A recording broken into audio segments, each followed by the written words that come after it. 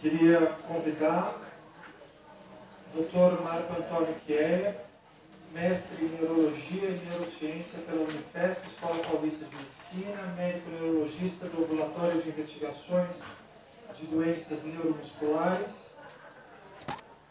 da Unifesp, Escola Paulista, membro do Departamento Científico de Doenças Neuromusculares da Academia Brasileira de Neurologia e coordenador do Departamento de Doenças do Neurônio Motor da Academia Brasileira de Neurologia e diretor científico da Abrela. Por favor, Dr. Marco.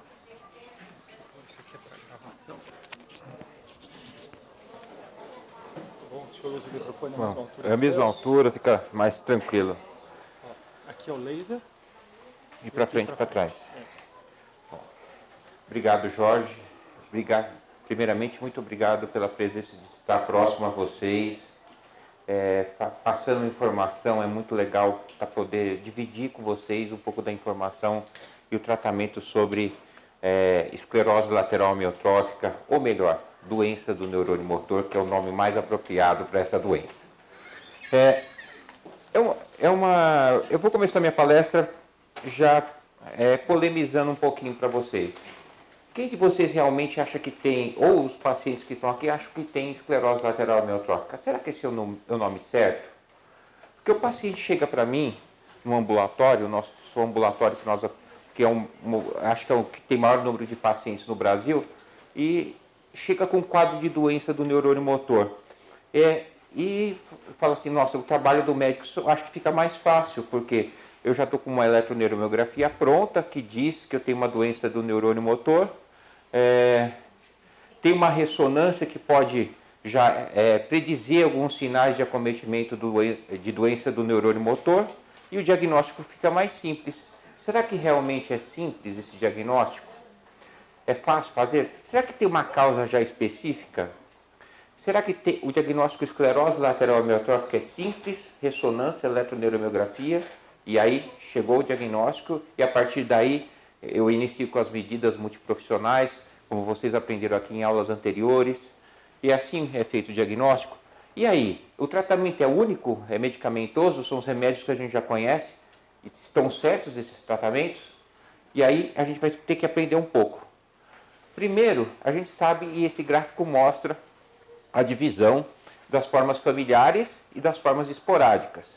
A gente sabe que a maior parte dos doentes estão nas formas esporádicas, quase 90% dos doentes, e 10% estão nas formas familiares.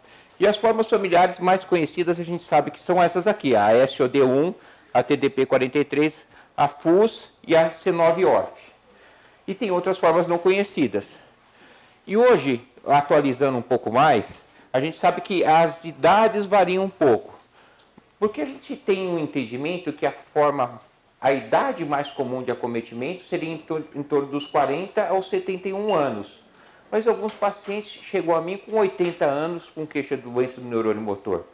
Será que eu tenho uma doença do neurônio motor com essa idade? Ou tem pacientes com idade muito jovem que tem esse tipo de acometimento. Será que realmente isso é uma ELA ou tem outro tipo de classificação?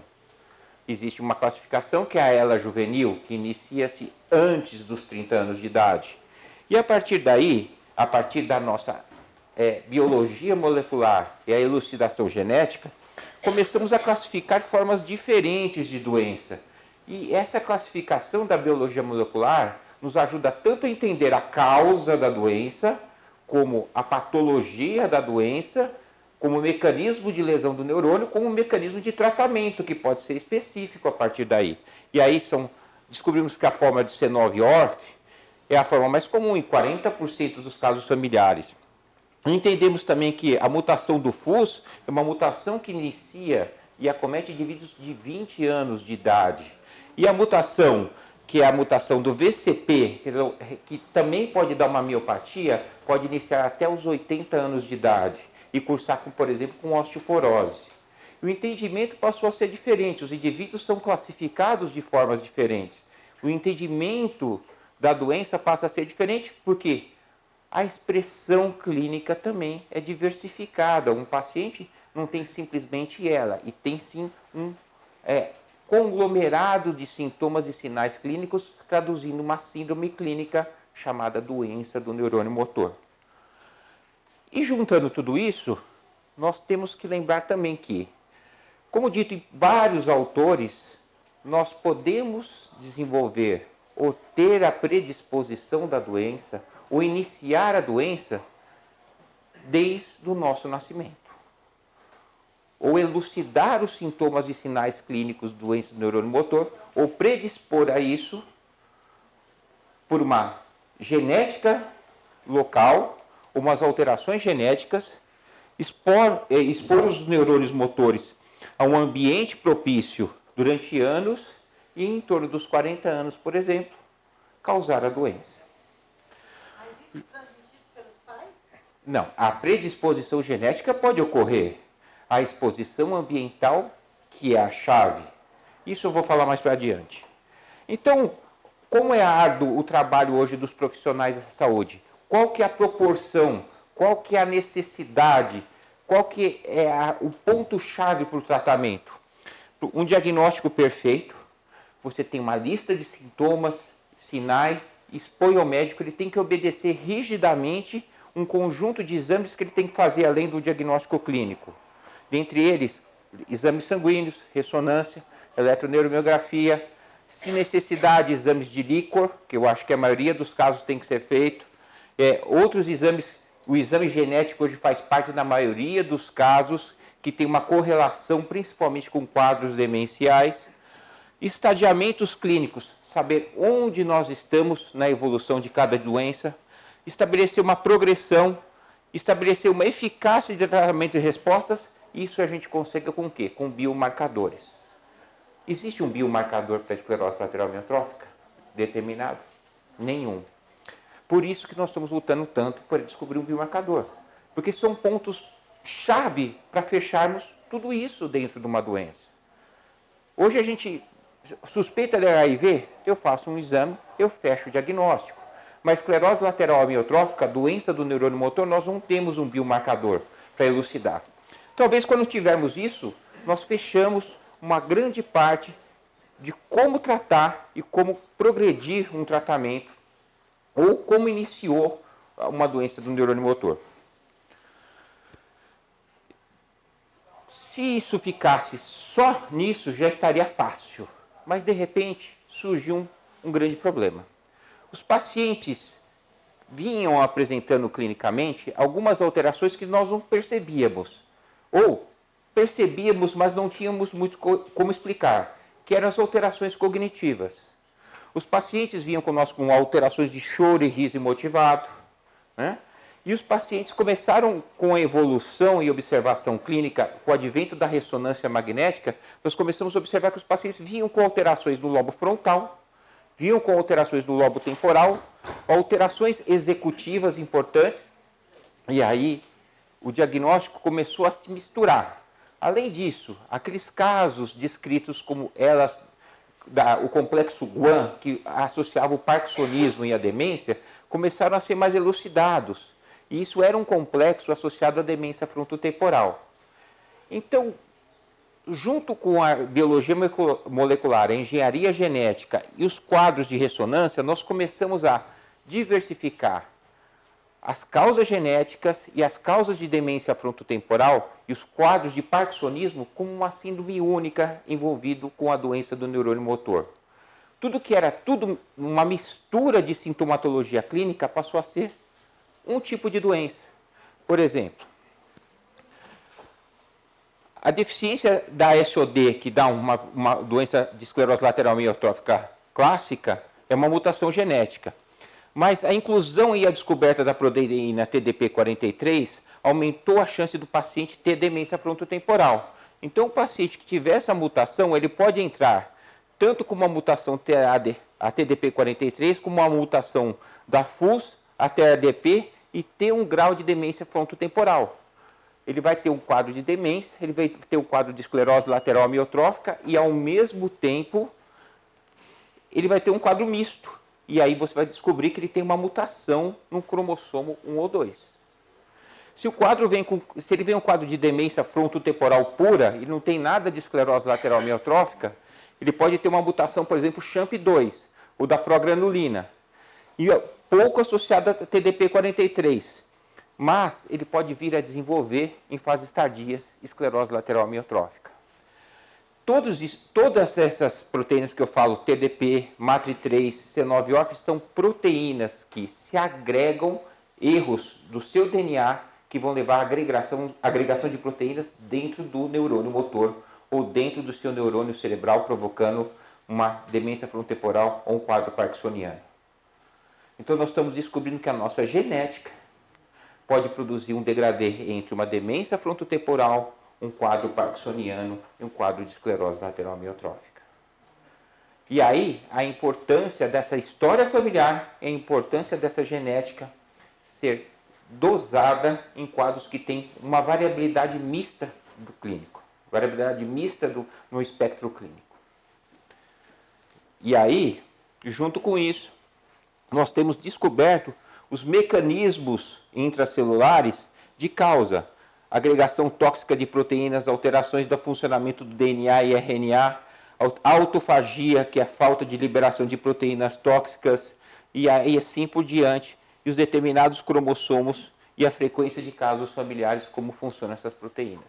E por aí nós temos descoberto os mecanismos causadores das diversas formas de doenças do neurônio motor.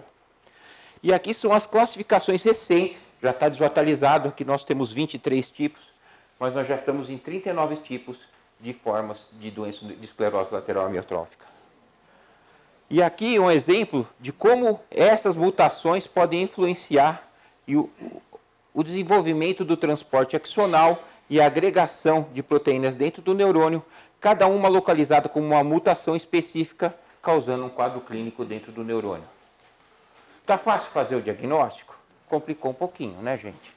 E aí, a Associação Mundial de Doenças do Neurônio Motor chegou e falou assim, bom, eu vou mudar o nome da minha revista, porque o nome da revista, quando a gente entra no Congresso Mundial, a gente tem essa revista, que era Motor Neuron Disease, ALS and Motor Neuron Disease. Eram outras doenças do neurônio motor, só que mudou para Frontotemporal Degeneration. A esclerose lateral amiotrófica passou a ser vista como uma doença associada à frontotemporal degeneração. Mudou.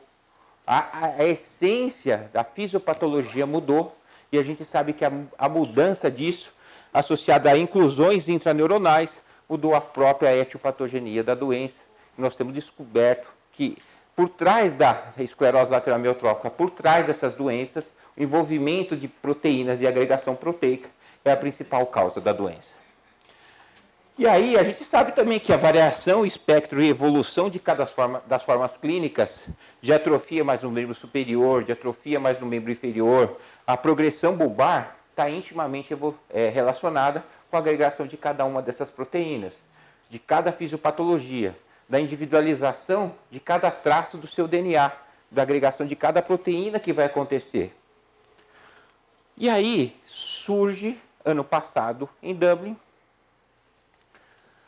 um consórcio europeu que ajuda a gente um pouquinho mais com tudo isso. Já estava fácil o diagnóstico, que fala um pouquinho mais sobre a exposição externa, que o ambiente pode modificar o código genético de cada célula. É a ciência do expossomo.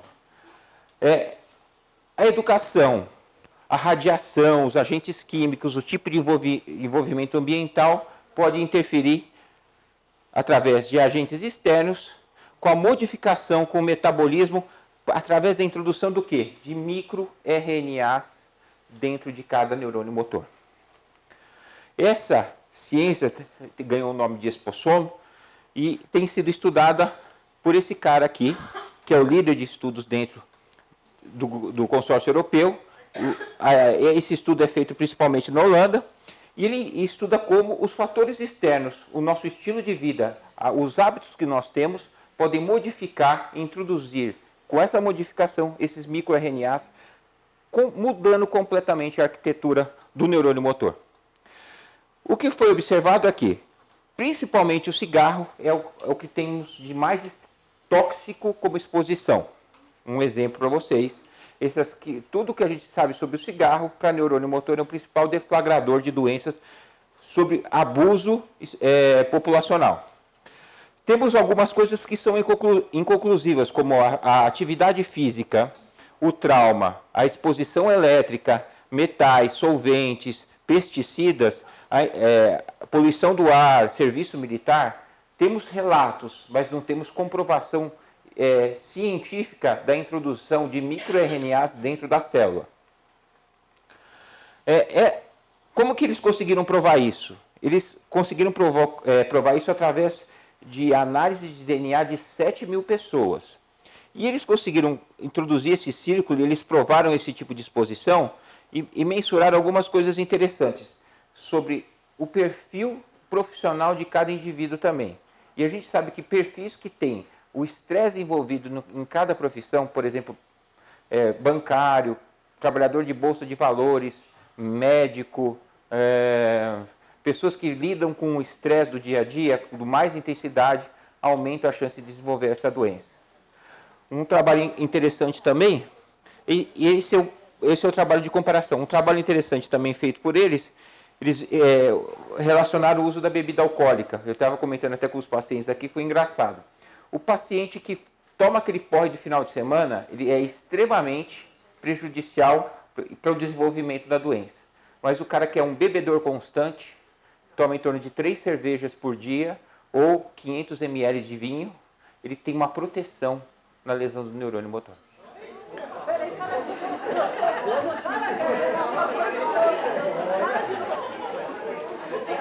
Eu não fiz esse trabalho. Quem fez esse trabalho foram os holandeses. Eles comandaram esse trabalho, mas é isso que eu estou falando.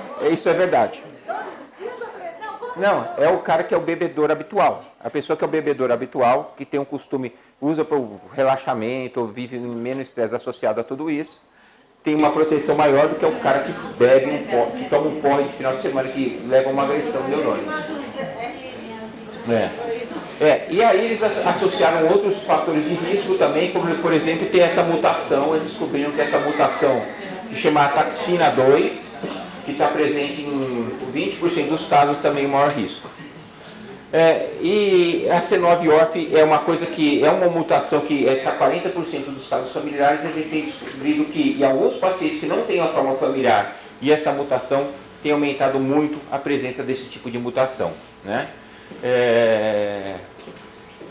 E existem agora algumas riboproteínas que estão intimamente associadas à esclerose lateral amiotrófica, e essas foram descobertas importantes. Além da TDP, FUS e HRNP1 e 2, a Matrin3 também estão provocando a doença. Lembrando que o genoma humano, essa riboproteína, estão associadas a causas familiares, e essas proteínas vão entrar em jogo. Então, quando a gente vê um relato na literatura a respeito de uma nova proteína causadora de ELA, nada mais é que uma descoberta de um DNA novo e uma falha na produção de uma proteína nova tem sido descoberta com o mecanismo de doença.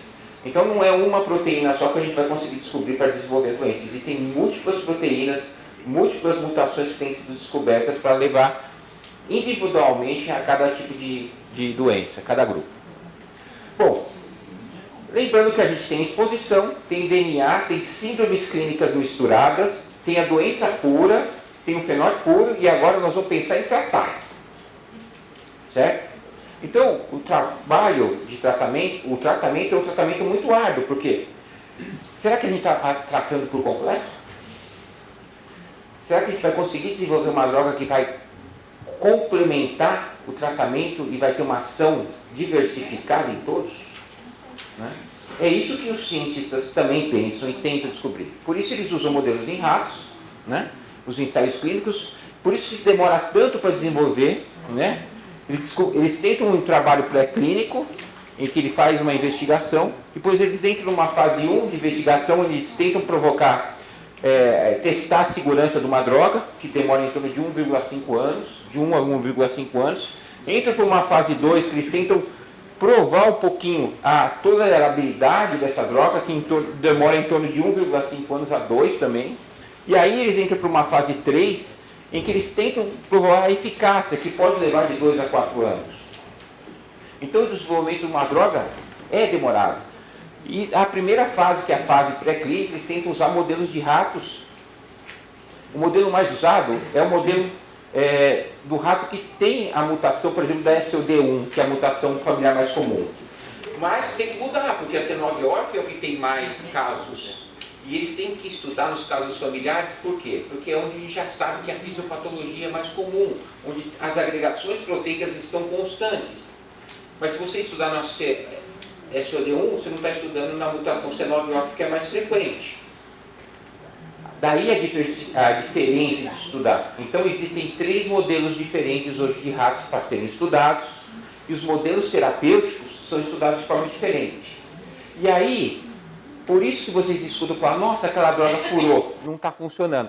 Mas ela fura porque muitas vezes o teu modelo de doença é diferente do modelo de doença do outro.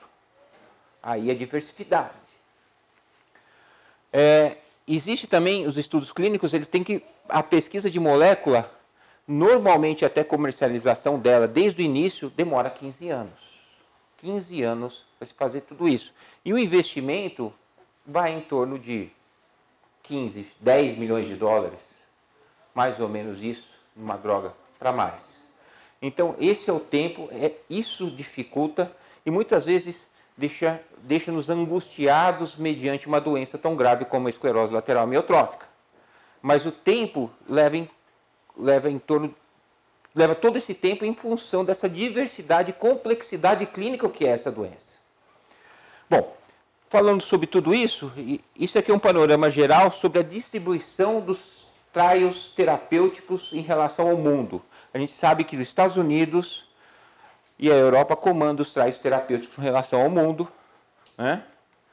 E aqui vamos falar um pouquinho sobre o que a gente já conhece, que é o Riluzol, que é o único remédio aprovado pelo FDA e pelo mundo para o tratamento da doença.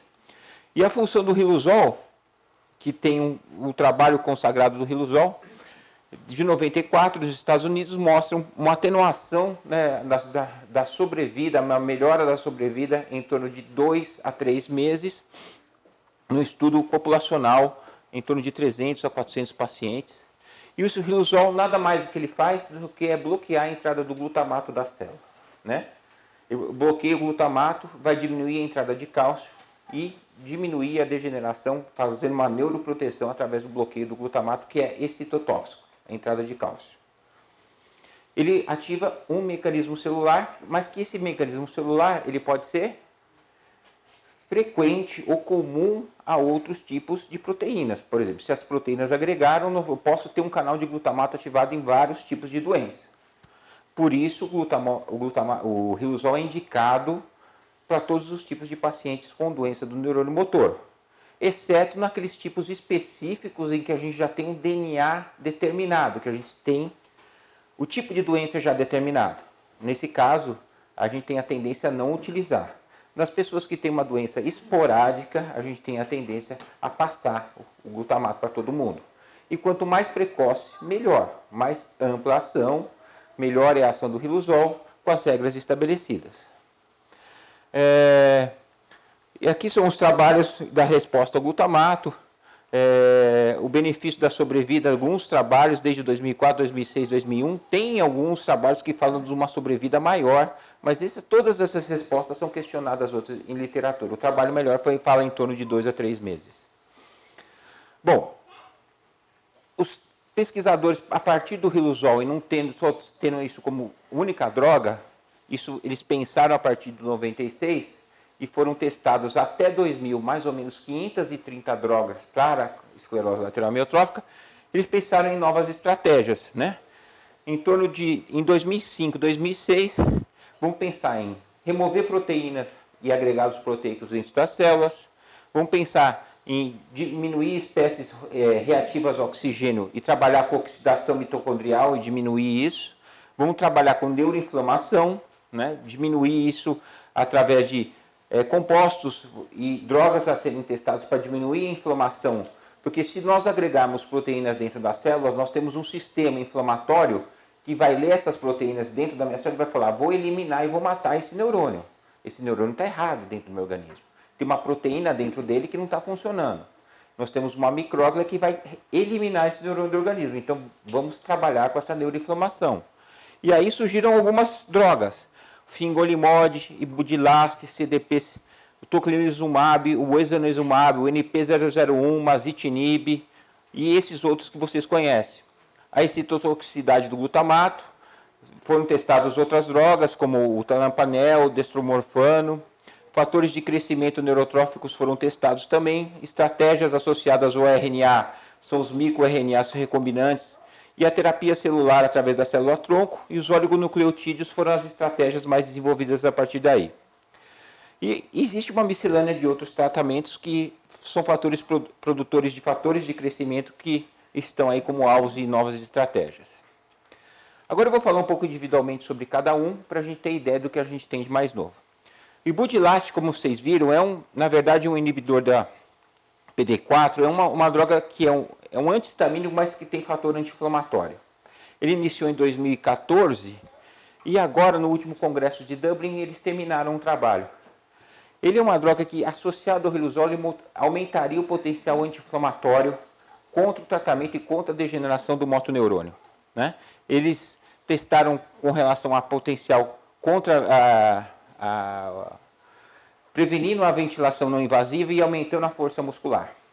Eles não encontraram, assim, aqui mostra a ação dele, que é a inibição da matriz metalloprotease 9 e a redução da citoquinina na produção da micróglia, que é o sistema inflamatório da célula. O que eles observaram? Que o ibudilast, você dá o ibudilast, você não melhora a neuroproteção, você não melhora a força motora e você não melhora a sobrevida. Mas se você retirar, parece que você perde força, né? Então eles não souberam muito bem explicar sobre isso, mas não foi uma droga que teve um favorecimento positivo com relação a isso. Porque ela não ganhou força e não melhorou nada. Na verdade, quando retirou, piorou. Então foi uma droga abandonada. O Tudica, aquele já falou a respeito sobre ele, né? Esse nome tauroxidesoxicólico, esse ácido, que é o ácido colestático, na verdade, que tem um potencial de neuroproteção através das enzimas colestáticas. O que ele mostrou efetivo, que eu acho que essa lentificação na progressão da doença, eu acho que é uma neuroproteção causada até por excitotoxicidade diminuída e pela própria melhora a produção dos ácidos graxos, melhora a produção da própria dieta. Não se sabe bem, não foi bem estratificado se o paciente estava com uma dieta adequada, a alimentação ficou melhor utilizando esse ácido, mas essa medicação meio que saiu da linha e não está muito bem utilizada. O NP001 é uma droga que lembra muito o tratamento com imunoglobulina, não sei se vocês ouviram falar. Aqui, alguém já ouviu falar. É como se fosse uma imunoglobulina focalizada ou localizada para a doença do neurônio motor. Ela vai inibir a micróglia, que é o sistema imunológico que atua contra o neurônio por proteína agregada. Ele foi utilizado na dose de 1 mg por quilo, de 2 mg por quilo, e parece que com a dose maior, a efetividade na perda da escala funcional da esclerose lateral amiotrófica foi melhor. Essa droga passou na fase 1, passou na fase 2, teve segurança, tolerância e com alguma melhora dos pacientes. A fase 3 ainda está em andamento e a gente parece ter uma resposta positiva. Ainda nós temos dúvida sobre a resposta fiel e sobre a eficácia, sobre a sobrevida dos pacientes com o NP001. Mas vai ser uma droga que vai ser cara, com certeza, por ser uma droga endovenosa, de aplicação endovenosa, e com um potencial anti-inflamatório bom. Vale aqui relembrar que foram feitos trabalhos com anti-inflamatórios prévios. Nunca foi feito um trabalho com infusão endovenosa para tratamento de esclerose lateral amiotrófica. Drogas orais já foram testadas. Imunossupressores também já foram testados. Porque vale a pena lembrar aqui que o mazitinib foi uma droga que falaram muito a respeito no Congresso Mundial. É uma droga que está para ter liberação na França para tratamento em fase 3. Foi liberado em fase 3 para tratamento de doença do neurônio motor. É um quimioterápico imunossupressor. Como tem um tratamento recente, agora um término de fase 2 para fase 3, do fingolimod, que é outro imunossupressor. Já foram testados alguns imunossupressores. O imunossupressor, esses monoclonais, eles são, na verdade, a coqueluche de tratamento de várias doenças hoje em dia. Os imunossupressores prévios testados para a doença do neurônio motor, tentando inibir essa micróglia, sistema anti-inflamatório que pode matar o neurônio motor, eles realmente podem provocar algum benefício na função durante alguns meses. Mas na evolução da doença, eles não mostram grande diferença depois de 6 meses. E aumentam muito, mas muito, o risco de complicação secundária. O risco-benefício não é bom, né? Isso que observaram. Tanto é que eles foram abolidos depois de algum trabalho. Os imunossupressores antigos, eles foram descontinuados pelo risco de complicação. E o masitinib, que é uma droga que está para ser liberada na França, né, para estudo, é uma droga que é um quimioterápico utilizado para leucemia mieloide crônica. Então, quando a gente ouvir falar da liberação dessa medicação, a gente tem que pensar secundariamente dos riscos que podem ocorrer com relação a isso. Essa é uma droga nova que está no site da ALSA, que é uma pesquisa recente, isso é desse mês. É uma droga que também é um inibidor do CDL4, inibidor linfocitário, atua como se fosse um quimioterápico, mas um quimioterápico específico, sem dano secundário à imunidade de uma maneira tão grande. É o AT1501, anti-CDL4, uma droga super específica que tem ação também na migração linfocitária, diminuindo a ação sobre a micróglia. Ele tem estudos também para esclerose múltipla, que é uma doença intimamente relacionada com a imunidade. Foi feito o estudo, está sendo um estudo iniciado em fase 1 para fase 2. Vocês vão ouvir falar muito sobre essa medicação, que tem um custo elevado e tem um estudo patrocinado para a doença do neurônio motor. O tirancetive talvez seja a droga que mais funcionalmente vai ser explorada nos próximos meses, né? Na verdade, ele tem um efeito similar a um anabolizante. Ele é um aceptor do cálcio sobre o músculo estriado. Ele aumenta, na verdade, a intenção do tirancetive desde o início foi tentar aumentar a contração isométrica do músculo, né? Ele iniciou em 2014, em 4 de 2014, na Academia Americana de Neurologia, esse trabalho. Ele tenta aumentar a contração isométrica rápida no músculo. E aí é um sarcômero, que é a unidade muscular, e aí a ação do tirancetive tentando aumentar essa força e a ativação muscular. Eles fizeram esse trabalho, existem duas fases desse trabalho. Um estudo que é o BENEFIT e um estudo que é o VITALITY. Esse estudo VITALITY é a fase 3. Lembra aquelas fases de estudos que eu mostrei para vocês? Tem a fase 1, a fase 2 mostrando tolerância e a fase 3. Eu vou passar um pouco aqui para frente, mostrando o que a gente tem. Aqui é o número de pacientes. No final desse estudo, existem pacientes que entraram e saíram, entraram e que saíram. Eles conseguiram um número de 866 pacientes, eles conseguiram colocar no estudo 744 e foram randomizados 566 pacientes. Com relação à determinação à sobrevida funcional dos pacientes durante o estudo, em torno de 150 dias, não houve muita diferença com relação aos controles.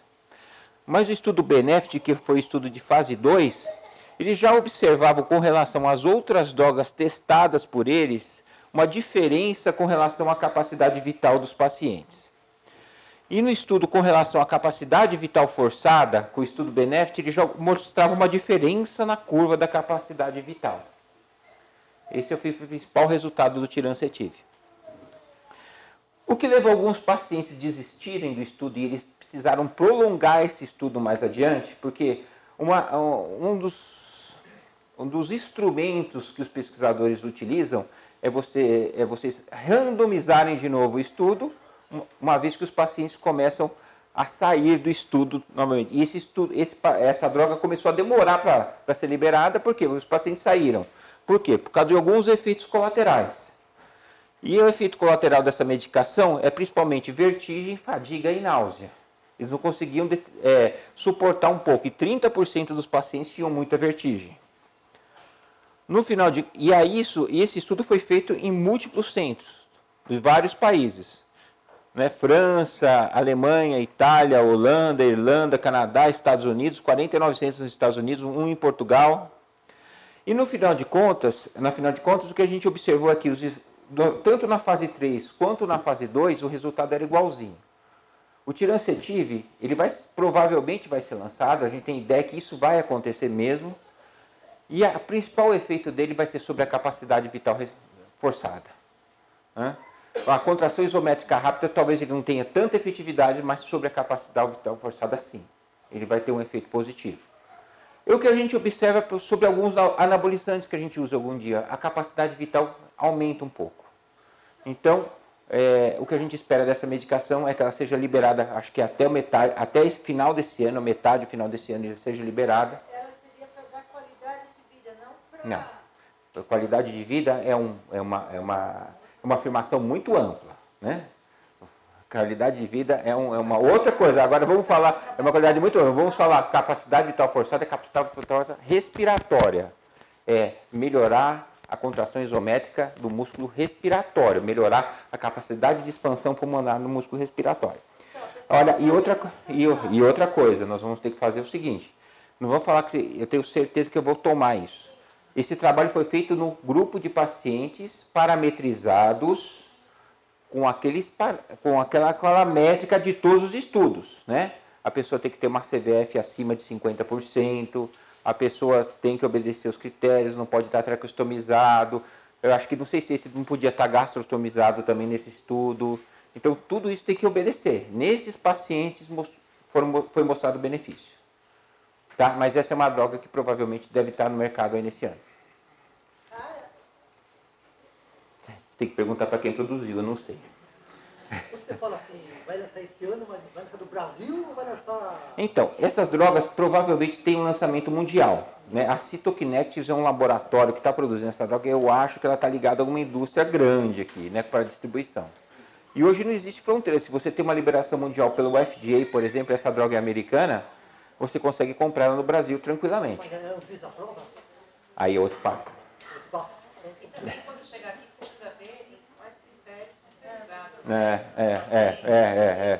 Mas é uma droga que provavelmente vai ser usada mundialmente. Mas vai ter uma outra alternativa Mas não também. precisa estar tomando Riluzol. Não, Riluzol não é para tirar de ninguém. Lembra que a gente falou aqui, nenhum paciente deixa de tomar Riluzol. Nenhum paciente deixa de tomar Riluzol. A não ser os casos que tem uma genética familiar favorável. Bom, e aqui vamos falar um pouquinho sobre uma coisa que aconteceu ano passado, né? Ano passado, desde 2014, a gente tem um trial confirmatório duplo cego randomizado. Essa aqui é uma publicação na Informa Healthcare, que é, na verdade, a doença da ALS, sobre o uso de edaravone, numa fase 2, que é aquele Radicut, o famoso Radicut que a gente conhece. Foi aprovado para tratamento no Japão. E isso criou um aforismo, todo mundo queria usar o Radicut aqui. Que é o paciente que não queria, ouviu falar do Radicut, queria ir para o Japão tomar injeçãozinha de Radicut, né? Esse ficou famoso. Pesquisa, né? E a farmacêutica Mitsubishi, eu acho que ficou bombando nas redes sociais, porque o Radicut era uma medicação que realmente ia mudar de oxigênio, de radicais livres, ia eliminar o oxigênio, os radicais livres da célula, ia melhorar. E na verdade o que acontece, a verdade sobre Daravone é que, se vocês sabem, é uma droga que tem mais de 14 anos de pesquisa, é uma droga que foi formulada para tratar a área de penumbra, que é aquela área que fica pós-isquêmica do AVC, eliminando radicais livres e tentando melhorar a área que se perde de isquemia pós-AVC. Posteriormente a isso, ela começou a ser tratada 4 anos após esse primeiro tratamento para doença do neurônio motor e 10 anos após veio esse resultado dessa liberação no Japão para o tratamento para doença do neurônio motor. E são as fases de tratamento duplo cego randomizado e eles tiveram algumas semanas, eles prolongaram esse tratamento, então eles levaram a sério depois dessa aprovação e abriram as fases de tratamento que eles estão fazendo, que eles fizeram. Eles fizeram a fase 1, em que eles tomavam 14 dias seguidos, 14 ciclos de infusão endovenosa de 60 miligramas, é um duplo cego randomizado, placebo, e eles tiveram uma fase de continuidade, que é a fase 3, em que todos tomavam 60 miligramas por dia. Todos tomavam, e o período tem mais estudos também com a esclerose múltipla, que é uma doença então aí nós tivemos 48 intimamente relacionada com a imunidade. quase um ano, e aí Foi feito um estudo, está sendo um estudo iniciado em fase 1 para fase 2, vocês vão ouvir falar muito sobre essa medicação, que tem um custo elevado e tem um estudo E patrocinado depois para a doença desse do tempo de neurônio. tomada, essas 24 semanas, O tiracetil talvez seja a droga que mais funcionalmente vai ser nas explorada nos primeiras próximos 24 meses. semanas, Né? o edaravone Na e o verdade, placebo, eles mostravam tem um algumas efeito diferenças similar ao anabolizante. Ele é um significantes aceptor de atenuação da do escala. cálcio sobre o músculo estriado. Pouco Ele significantes, na aumenta, verdade. na verdade, a intenção do tiracetil Na desde o início evolução, foi tentar aumentar na a extensão contração do isométrica estudo, do músculo. A escala com relação ao Ele iniciou em placebo, placebo e edaravone, 2014, em uma 4 de 2014, redução, na Academia uma Americana de melhora Neurologia, esse na trabalho. escala com Ele relação tenta ao aumentar a placebo, contração placebo. isométrica rápido.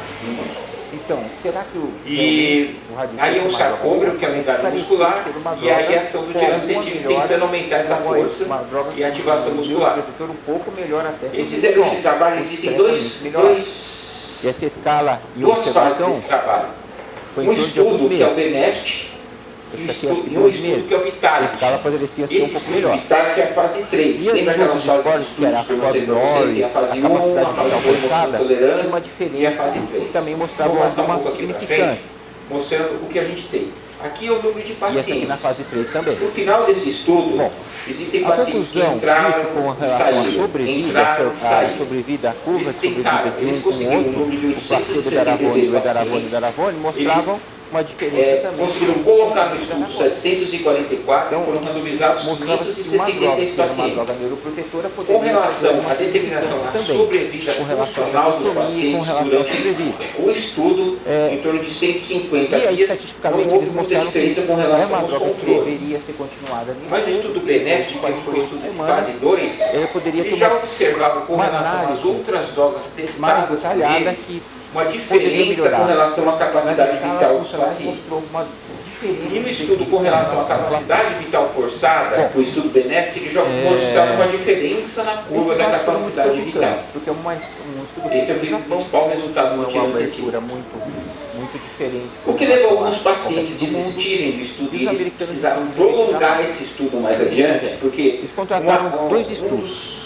O estudo dos 15, instrumentos que os pesquisadores utilizam é você eles contrataram um estudo randomizar chamado de 15 novo o ALS, estudo, então uma vez que os pacientes começam a sair do estudo novamente. Esse estudo, essa droga começou a demorar para ser liberada, por quê? Porque os pacientes saíram. Por quê? Por causa de alguns efeitos colaterais. relacional envolvido. E o efeito colateral dessa medicação é principalmente vertigem, fadiga e E as náusea. curvas Vocês não da conseguiam evolução suportar um pouco. E 30% uma dos melhora, pacientes tinham mas muita depois uma vertigem. acentuação quase igualando. No final de. E esse estudo foi feito em múltiplos Dados centros. publicados Em vários países. publicados pelos Né? França, Alemanha, Itália, Holanda, Irlanda, Canadá, Estados Unidos, 49 centros nos Estados Unidos, um em Portugal. mostra com E relação no final de contas, o que a gente observou aqui, tanto na fase 3 quanto na fase 2, o resultado é igualzinho. sobre a segurança O do tiracetil, ele vai, provavelmente vai ser lançado, a gente tem ideia que isso vai acontecer mesmo. E o principal E aqui efeito um dele vai ser estudo sobre a capacidade vital e o mito forçada. e elas se igualam Hã? com relação A contração isométrica rápida talvez ele não tenha tanta efetividade, mas sobre a capacidade vital forçada à sim. fase 3. Ele vai ter um efeito positivo. É o que a gente observa sobre alguns anabolizantes que a gente usa hoje em dia. A capacidade vital aumenta. Além disso, ele tem que ter uma coisa. Então, tem algumas coisas. o que a gente espera dessa medicação é que ela seja liberada, acho que até o metade, até esse final desse ano, metade final desse ano, ela seja liberada. Ela seria para dar E tem qualidade efeito de vida, não significativo. para... Talvez A fosse uma qualidade droga de vida é oral.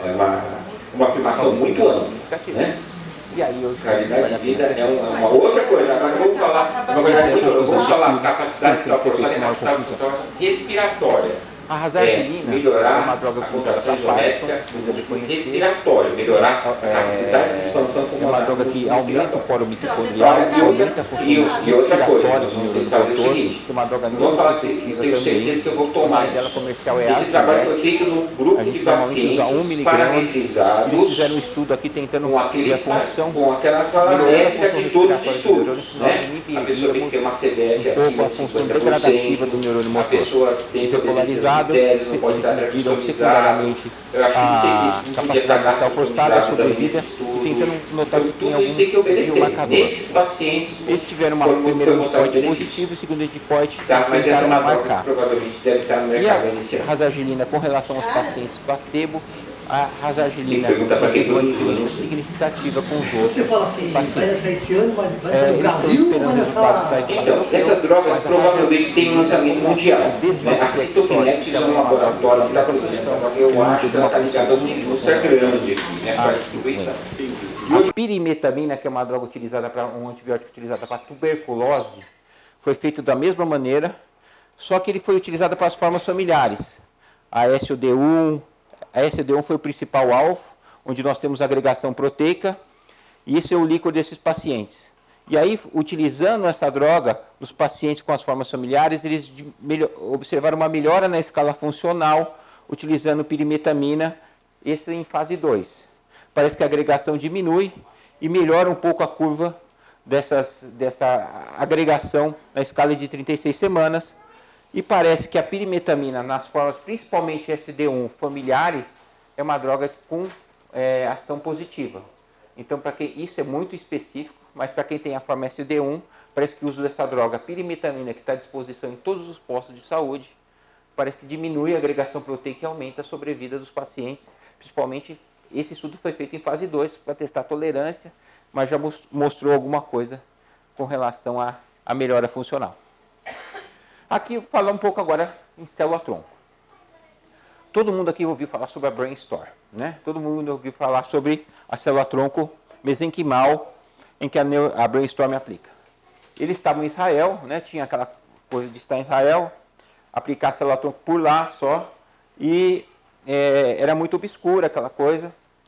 Só que aí, há mais ou menos 2 anos ou 3 anos atrás, eles decidiram abrir uma sucursal lá em Harvard e outra na Califórnia, e eles começaram a abrir pesquisa dentro dos Estados Unidos com célula-tronco mesenquimal também. E o mais importante que eu acho dos últimos congressos para cá é que pesquisa com célula-tronco é importante, e o mais importante é levar à plenária mundial isso e dar cara para bater para saber se realmente isso é importante ou não, se está acontecendo uma mudança ou não. Eles usam o implante de célula mesenquimal e eles desenvolveram também fator de crescimento neuronal para ser utilizado com célula-tronco. E é feito a extração da crista ilíaca, utilizado o fator de crescimento e diferenciação dessas células.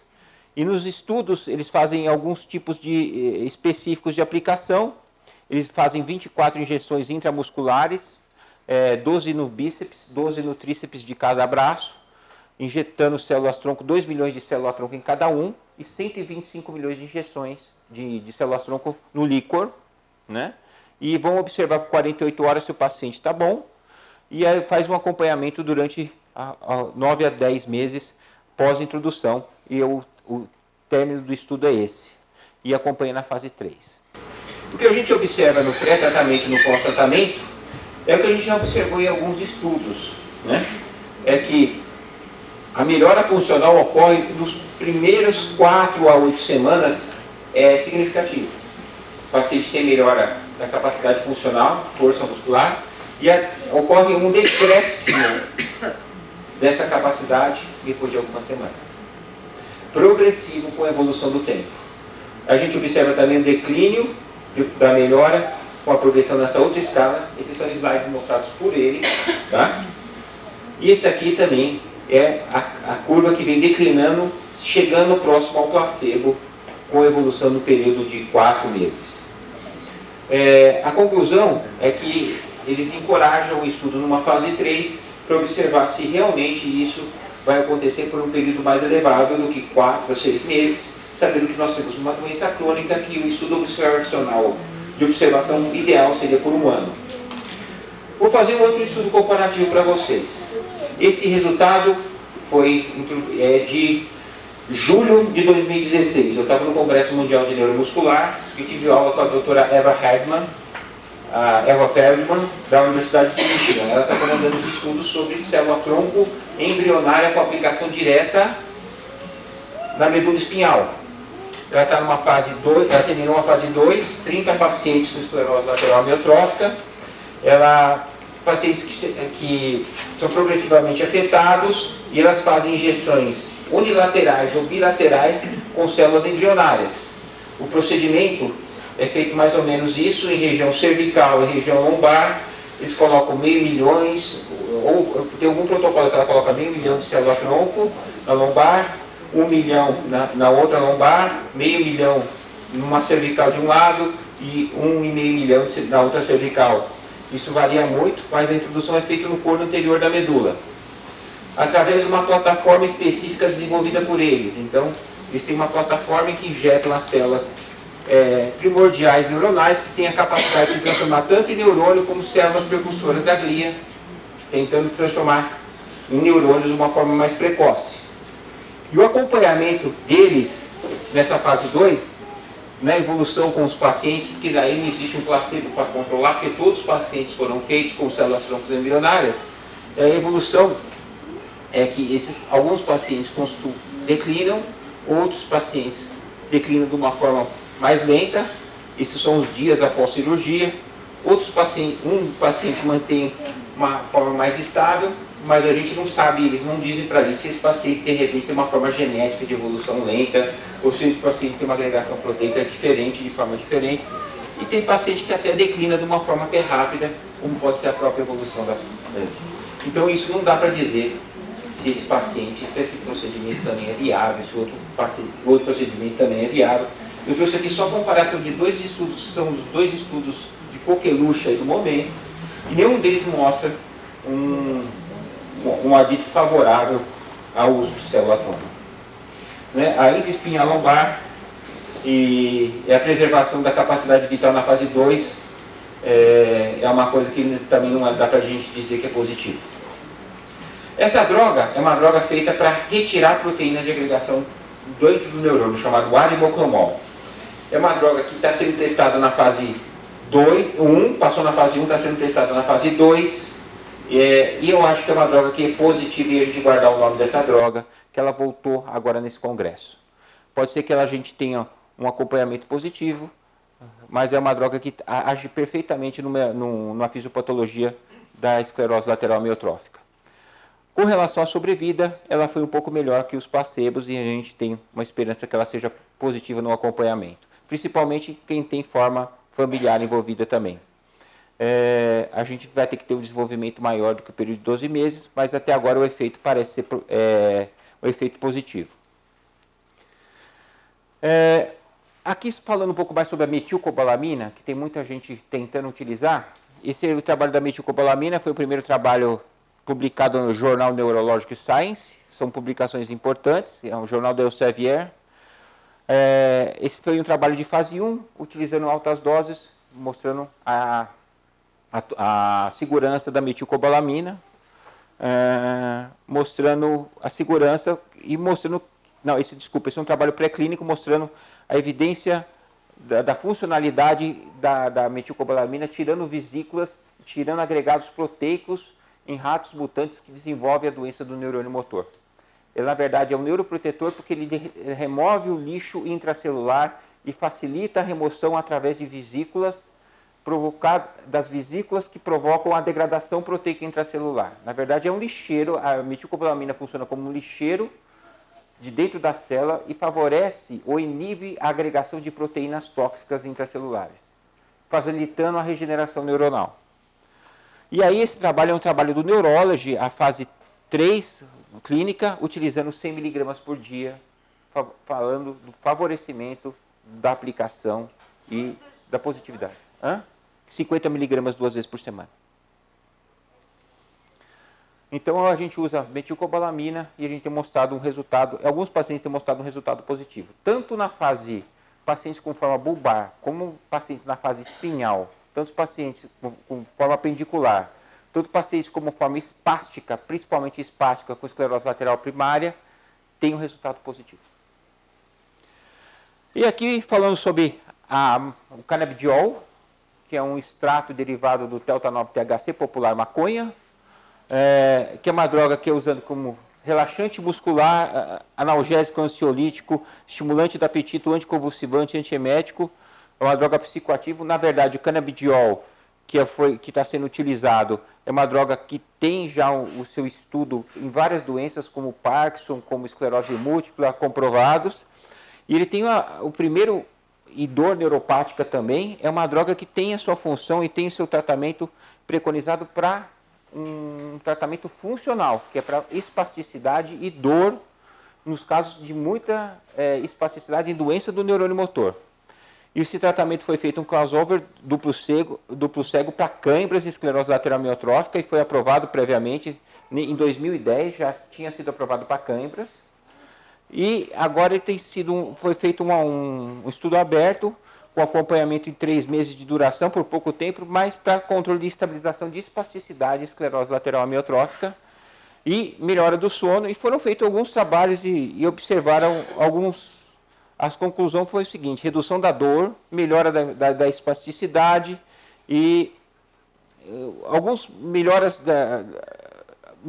da tolerabilidade dos pacientes com o uso do canabidiol. Alguns pontos contra o canabidiol. Preço, bem caro. O que a gente tem no mercado é o Sativex. O Sativex, eu acho que custa... Você tem que usar um pup embaixo da língua por dia. Eu acho que o preço do Sativex deve custar R$650. Deve dar por menos de um mês. Então o preço do Sativex é bem caro. E você pode atingir o mesmo efeito com outras drogas já do mercado. Por exemplo, gabapentina.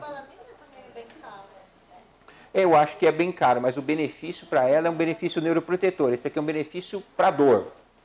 E o que tem a ver metilcobalamina com glutamato? Ele tira também Não. Glutamato é uma coisa.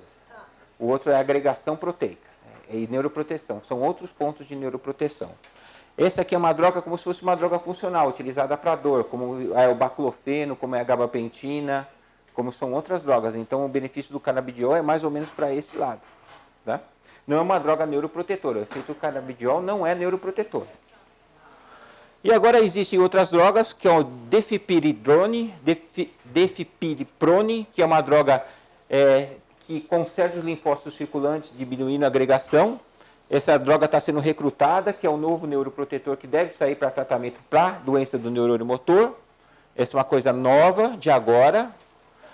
E os novos modelos terapêuticos, e se a gente tem que apostar em alguma coisa, a gente tem que apostar na nossa genética, tem que estudar, e um screening populacional vai ser feito em todos os pacientes futuramente, e apostar nessas drogas que são os oligonucleotídeos antissense, que na verdade nada mais são que modificadores do nosso RNA, que RNA na verdade é o complemento do nosso DNA que faz a célula funcionar. Já tem tratamento para as formas SOD1 genéticas e para C9orf. Né? E vários trials na internet, já, na verdade, pelo Clinical Trials, tentando recrutar pacientes. O que fazem os oligonucleotídeos? Na verdade, eu tenho o RNA que está dentro da célula.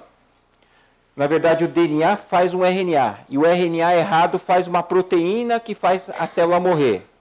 O oligonucleotídeo, ele pega esse RNA que está fazendo a célula morrer e faz esse RNA aqui sumir. Porque ele aniquila o RNA que está funcionando errado na célula. Só que ele só funciona como chave fechadura. Existe um código perfeito. Uma senha de 10 dígitos que vai se encaixar na sua. Então, se eu descobrir a mutação, eu consigo fazer um RNA errado. Então, quem tem a mutação da C9orf, que tem uma mutação específica, eu consigo produzir um oligonucleotídeo específico. Quem tem a mutação da SOD, uma das 139 mutações da SOD, eu consigo produzir um oligonucleotídeo específico. Os pacientes que tomam isso da SOD, a doença tem parado, não tem evoluído mais. Esse grupo que foi testado. E a doença do C9orf, a doença tem parado também, a evolução estabilizou. E esse aí é o trabalho mundial com transcrição da C9orf. Né? E acho que quem fala que a ciência não está evoluindo, a ciência está evoluindo sim.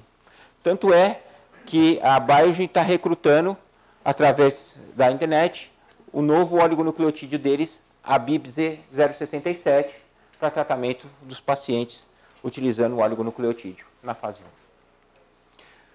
1. Gente, falei bastante, mas eu tentei expor tudo que eu tinha que expor. Foi 1 hora certinho. Obrigado, viu, gente?